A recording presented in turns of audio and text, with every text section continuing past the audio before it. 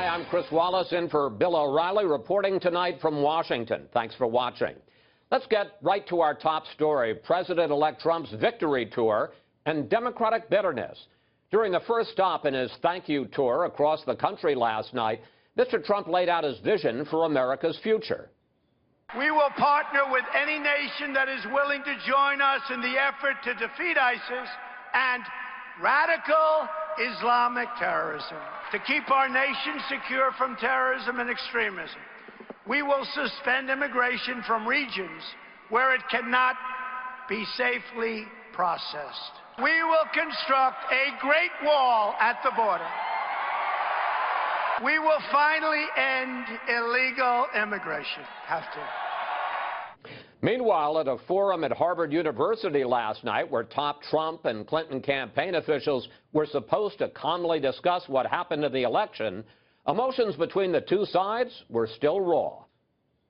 If providing a platform for white supremacists makes me a brilliant tactician, I am glad to have lost. And one of Hillary, give me a minute, David. I would rather lose than win the way you guys did. No, you wouldn't.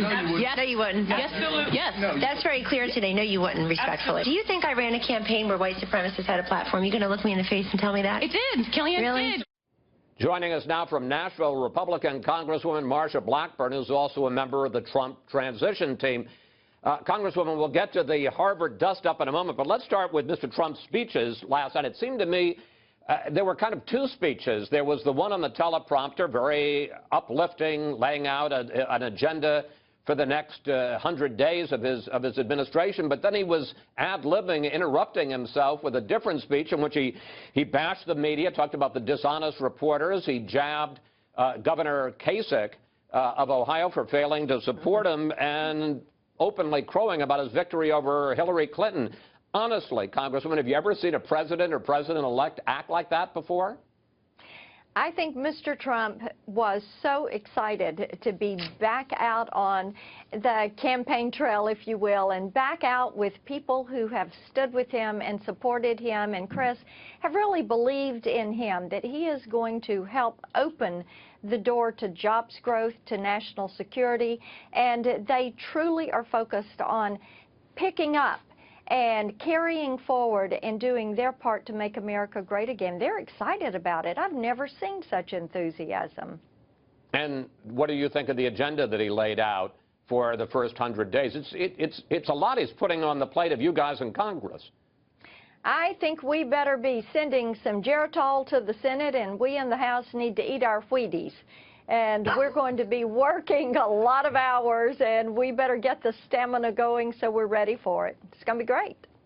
Let's talk about that Harvard forum last night, because Washington is still buzzing about it. As you know, this is a tradition. Every 4 years, no matter how tough the election, the winners and the losers of the two campaigns get together, and they kind of analyze, and there are a lot of people there from the Institute of Politics at Harvard, you know, to talk about what really happened. But this thing was really kind of a food fight. Yeah. And the Clinton people basically accused the Trump people of using racism to win. Your thoughts?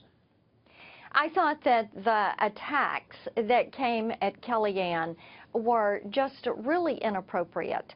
To go in there and cast that kind of language against millions of people that came out and voted for Donald Trump, people that have not voted in years that showed up because they are tired of wage stagnation. They are tired of limited opportunity. They are tired of overreach. Do you think the Democrats get why they really lost in November 8th? I don't think that they yet understand it. They completely misread the mood of the American people.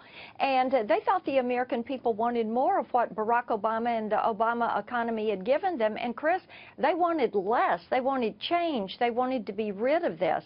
And you have some political tacticians that really misread the American people and a candidate in Hillary Clinton who is not likable, and so they missed their mark.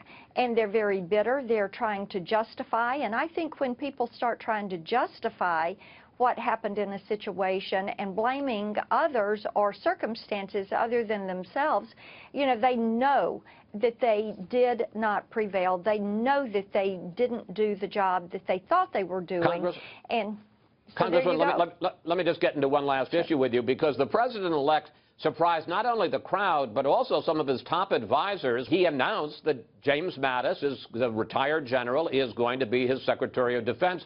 What do you think of Mattis, and what do you think about the issue of civilian control of the military? Because he's going to be the first general since George Marshall back in 1950 to run the Pentagon. That is right, and the Pentagon is ripe and ready for reforms. We all know that. And in James Mattis, you're going to find someone who is going to listen to the commanders in the field and to the troops and what they need. I've talked to Marines who have served under his command, and Chris, I got to tell you, they are really excited to know that Mad Dog Mattis is the one who is going to be overseeing what is happening with the active duty military. They are really, they trust him, they like him. He has been out in the field with some of these guys. He will sleep in a pup tent, he will eat rations, he will stay with them. Congresswoman Blackburn, thank you so much. Thank you for your time this evening. Good to be with you. Thank you. Always a pleasure.